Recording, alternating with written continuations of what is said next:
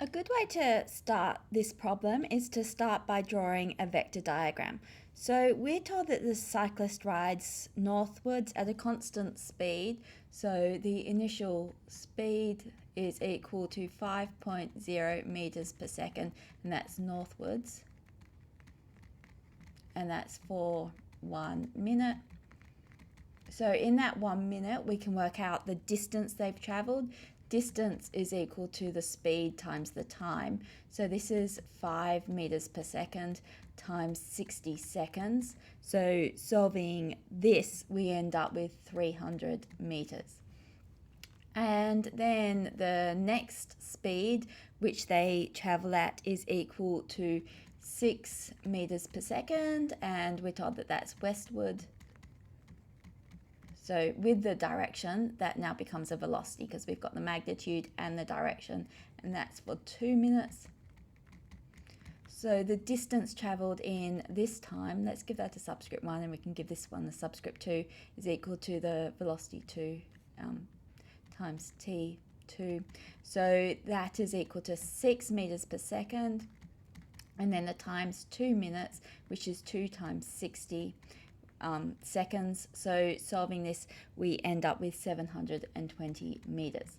So to draw a vector diagram showing how far the cyclist has gone, they started off going northwards like this for 300 meters, and then they went 720 meters in the westward direction. So I've drawn my two vectors going from the head of the first vector. I've drawn the tail of the second vector to that. And so then my resultant is this vector here, and I'll need to work out that angle in there. So if I want to work out the magnitude of this vector here, these two are at 90 degrees to each other, so I'm going to have to use Pythagoras. So the length of this side is equal to the square root of 720 squared plus 300 squared, and then solving this, I end up with 780 meters.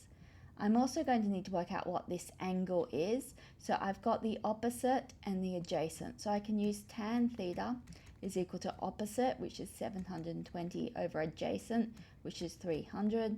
So solving this, theta is equal to the inverse tan of 720 over 300, which on the calculator is 67.3 degrees. Okay, so we've done a bit of preliminary work now. Now we can get to answering the actual questions. So part A asks us, what distance does the cyclist travel? So distance is not a vector, it just sums together. So the first distance is 300 meters, the second distance is 720 meters. So the total distance is equal to 300 plus 720, which is equal to 1020 meters. Part B then asks, what is the displacement of the cyclist after the 3 minutes? So what we want to know is what's the displacement between that point and that point. So the displacement, this is a vector, so we need a magnitude and a direction. So we've got the magnitude here, it's the 780 meters. That's the distance they are from the starting point, not the distance they've traveled. And then we need to give a direction. This is north, this is west. So we can write this as north 67 degrees west. Part C then asked, what is the average speed? Okay, so the average speed is equal to the distance over the time. The distance we calculated in part A. So this is 1020 over the time. It was for 3 minutes. So 3 times 60 seconds will give our answer in meters per second. So this is equal to 5.7 meters per second. Part D then asks us for the average velocity. The average velocity is equal to the displacement